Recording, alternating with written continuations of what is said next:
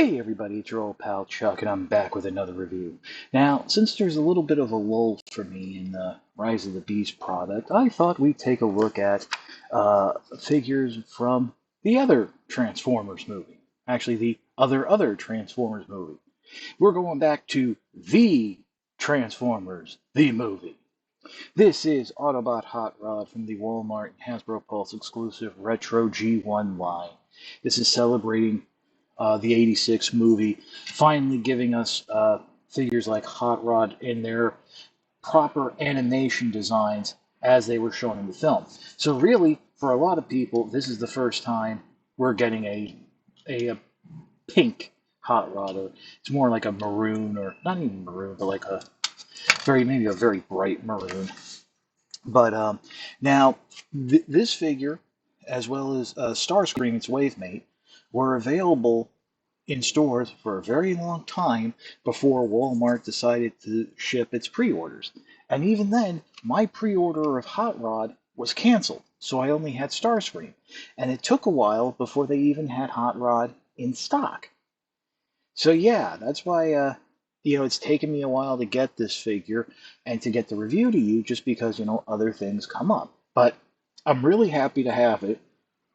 Number one, I love seeing the G1 toys done in animation style paint schemes, as that really helps bring the figures to life and bridge that gap between what's physically in your hand and what you see on the screen. And number two, this is the first time I've ever played with a G1 Hot Rod. I never had it as a kid, and for one reason or another, I missed many of the previous reissues.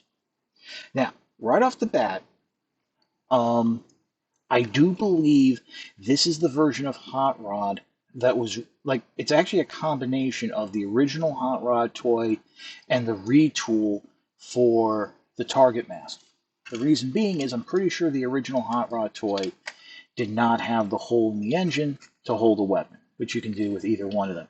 And I do recommend putting your finger underneath just to be able to support the engine block, because I have had the engine block head pop off the little friction posts once already.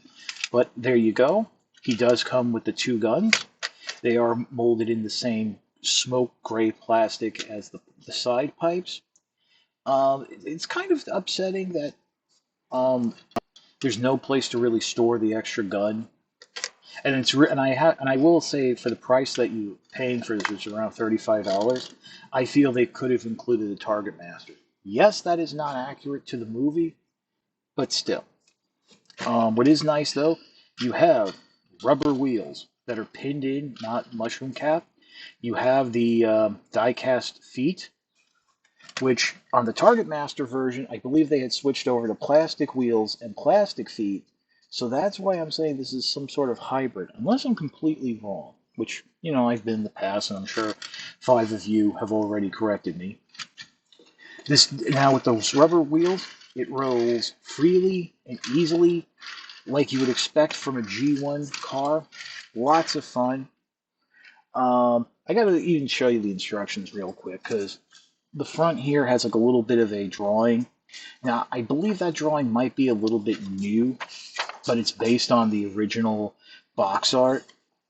But big, colorful, well, I shouldn't say colorful, but big line art instructions, obviously not the photos of the toy. Continuing around the back, showing you how to put it in the hand, the weapons in the hand. And then, of course, right at the end, I kind of want to say that might be a drawing based on the original box art. I'm not sure, but it is funny how it does show that the figure having poses that it just can't pull off. But so I guess right now what we can do is just go ahead and get into the transformation. Go ahead and remove the weapon if you haven't. First step is you want to grab the two rear sections here with the larger exhaust and pull back, and they will snap into place. So you want to make sure they both click into place. Come underneath, flip up the feet. Now, If you were to continue pulling further or removing these panels here, you will see that Hot Rod actually has knee detail. That's something that was sculpted in, but for whatever reason, uh, they stopped the transformation from exposing it. So now you have the figure standing up, fold the arms out just like so, and then you want to go ahead and rotate the arms right above at the bicep joint. There's little markings here that they'll line up. There are no stickers with this since this is all, so anything, any deco wise, this is all Tampo. Do it again on this side. And also a lot of those stickers were not accurate to the movie. So you have the arms done. Go ahead and now you want to rotate this waist piece, and this will just, once it's in position, will rotate into place. Now comes some fun part with the transformation. You want to go ahead and pull up on the roof of the car. That will begin free up the space for you to rotate the head around. Kind of, you want to snap that, well, not snap it, but push the head into place. It'll snap like that. And you do want, there is going to be a little bit of a divot. And then you'll bring it down. And as you bring it down, there are two nubs here that will snap into place right under, on either side of the chest. And at the same time you're doing that, you're going to take that tab and go into the slot in the waist. So just get everything lined up. And like that. It's done. Good. There we go. Now, right off the bat, you might notice, oh, almost forgot the last most important part. Rotate this whole section around so Hot Rod has his fins. Now, you might notice right off the bat, it does look like Hot Rod's head looks down on an angle. And unfortunately, it does. You can try flipping the whole engine head block around, that this section here sticks out over the hood of the car, but then it's angling up more, not looking straight. This is how it looks on the back of the box with the head angled down slightly. And from what I've seen online, this is how it basically looks. Now you can, of course, then go and add the weapons. One thing I did notice is, I believe these are 5mm ports that taper off to a 3mm port. So it's very possible they did that if you want to have these weapons interchangeable with some more modern Transformers. But you can do that. I find it now, I had said at the beginning that I really wish they included the Target Master, but I understood why they didn't include the Target Master, because it wasn't accurate to the movie. Well, if you remember, these guns aren't accurate to the movie. Hot Rod was firing lasers out of its exhaust. So there's that. But fun transformation. Yes, unfortunately, you do have a little bit of hollowness here. That is the G1 style. It is what it is. What are you going to do? But it is nice that you have that new Tampo of the flames on the chest. Besides pointing the arms forward, you can get some of that outward movement. I mean, I know it's not the most articulated figure, but as I always like to say, the most important thing with these Transformers is, or I shouldn't say Transformers, but any robot of war, as long as you can get the figure pointing its weapon forward to fire, it works out. And I just noticed he got a little bit of fist articulation. So, you know what? You can actually really make a lawyer out of me. It's only ever so slight, just to do a little something like that. I thought you could turn it all the way and really make it look like he's firing the lasers from the exhaust.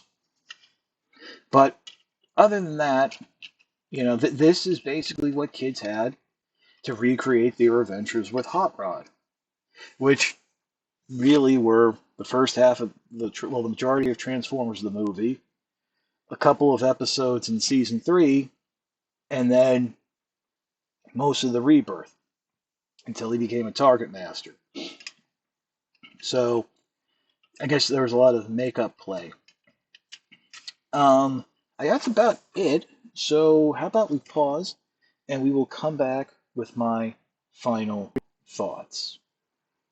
Now, a lot of the gushing I'm doing over this figure is, again, as I said in the beginning, this is my first experience with a G1 Hot Rod.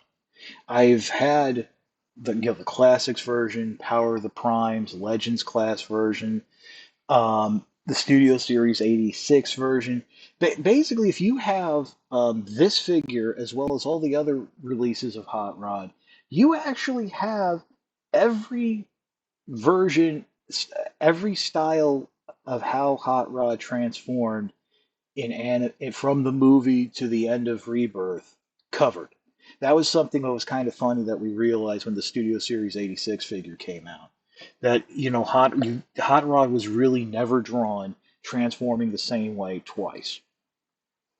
But on top of all that, it is just a fun figure to have. And depending on how far they're going to go with this retro movie line, it will be nice to finally have as a display the G1 figures in their movie design.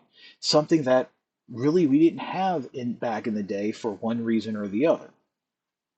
I've really enjoyed playing with this figure, rolling it around, transforming it. And again, a lot of people want to roll their noses at G1 toys, but there is a few interesting engineering steps here that kind of make you realize just how advanced um, the 80s designers were with some of the toy stuff. I mean, Hound, which we'll be taking a look at a little bit later, has automorph. So there's that. But as I said in the beginning, I got this figure from Walmart.com. It is a shared exclusive between Walmart and Hasbro Pulse. I believe it's sold out on Hasbro Pulse. I don't know if it's sold out on Walmart.com, but it is still being found in stores. And unfortunately, yes, there is eBay and I think a few other independent online retailers, but in some places they're actually charging double for how much for the figure, which is, $35 was a bit hard to swallow. I think, $60, $70 might be pushing it. But it is a great looking figure, and it's great that, this mold was still around and kicking. But that's about it for the review. If you like this review, please consider liking, commenting, and subscribing. While I will always appreciate the views, the likes, comments, and subscriptions, help to communicate to YouTube through their algorithms that my channel should be exalted and held upon high. If you want to make the ultimate sign of support, I do have a Patreon. It is www.patreon.com/chuckdog1999. All I ask for is $1 a month, $12 a year. No thrills, no tears, no special rewards. All you're doing is helping me help you to help me help you bring figures like this to you, as well as keeping up the infrastructure of the channel. But as I always say, if you can't afford $1 a month, $12 a year, your views are more than thanks enough. I know times are tough now. We're still circling around the possible inflation. So I just want to let you know uh, your views are more than thanks enough. Patreon is a cherry on top of an already generous sundae. And I want you to all to remember that, as I have seen some comments recently about me at begging for money from viewers, and that's just not the case. Once again, this is your old pal Chuck for Autobot Hot Rod. We will see you next time.